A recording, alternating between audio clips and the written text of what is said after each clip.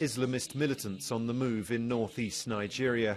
It's rare footage of the group Boko Haram. The insurgents filmed this themselves. The target, the main military barracks in Maiduguri. There was a firefight with the Nigerian army, but Boko Haram managed to breach the barracks. They then burst open the cells and set many suspected Islamist militants free. And that's where the Boko Haram video ends.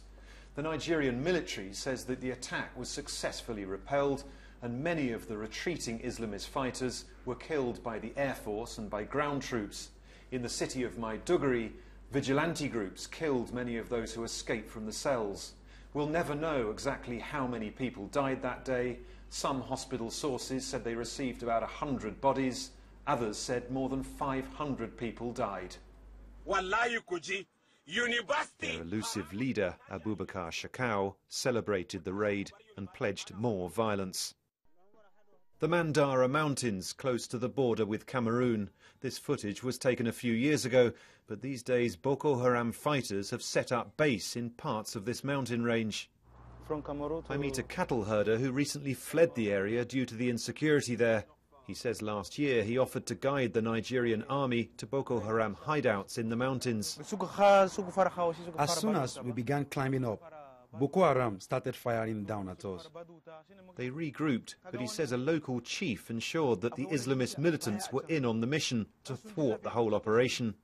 The soldiers all met in the village of Drime, and then suddenly a civilian defense force came to join us.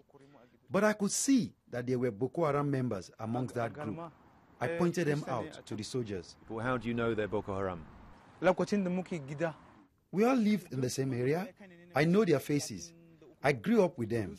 My younger brother is even a Boko Haram commander.